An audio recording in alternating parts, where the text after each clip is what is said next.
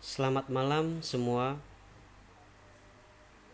Di sini saya akan mempresentasikan hasil jurnal saya dengan judul Pengembangan Sistem Pakar dalam Membangun Suatu Aplikasi.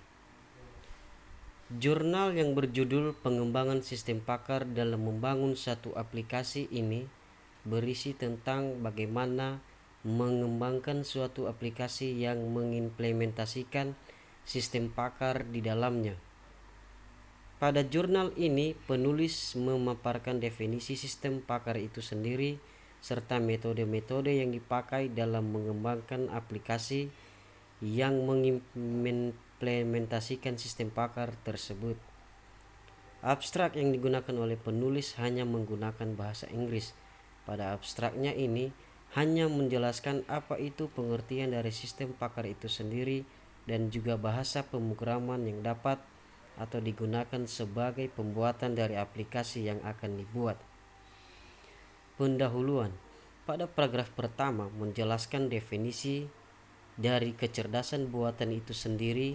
Selain definisi dari kecerdasan buatan itu sendiri, pada paragraf ini juga dijelaskan bahwa sistem pakar dapat dipakai oleh berbagai kalangan masyarakat sekalipun.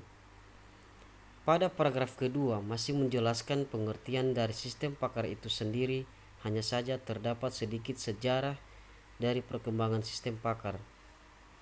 Penulis juga menjelaskan bahwa sistem pakar sudah diaplikasikan pada berbagai macam teknologi yang ada pada masyarakat sekarang. Paragraf terakhir menjelaskan bahwa sekarang sistem pakar sudah diaplikasikan pada berbagai bidang seperti kedokteran, bisnis, teknik, dan lain-lain. Jadi, pada bagian ini penulis ingin menekankan bahwa sistem pakar merupakan bagian penting yang harus ada dan terus dikembangkan pada teknologi sekarang. Pembahasan.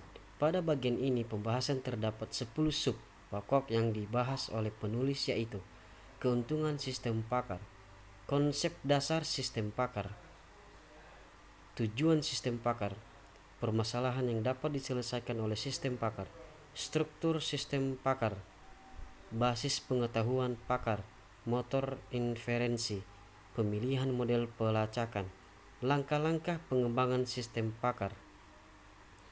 Pada bagian pembahasan penulis sangat rinci menjelaskan tentang sistem pakar. Penulis menjelaskan dari bagian yang umum dari sistem pakar itu sendiri sampai ke bagian yang terpenting, yaitu pengembangan aplikasi sistem pakar itu sendiri. Penulis juga memaparkan metode model yang digunakan pada sistem pakar itu sendiri yang merupakan dasar dari pengembangan aplikasi. Hal tersebut menurut saya sangat baik karena penulis menjelaskan secara rinci agar pembaca dapat mengerti dari dasar untuk mengembangkan aplikasi sistem pakar. Kekuatan penelitian.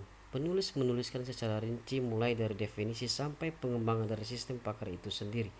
Penulis menuliskan secara rinci metode dan model apa saja yang digunakan untuk pengembangan sistem pakar. Bahasa yang digunakan pada jurnal ini mudah dimengerti karena setiap kata-kata selalu diikuti dengan definisinya. Kelemahan penelitian. Penulis tidak menuliskan kesimpulan penelitian pada jurnal ini.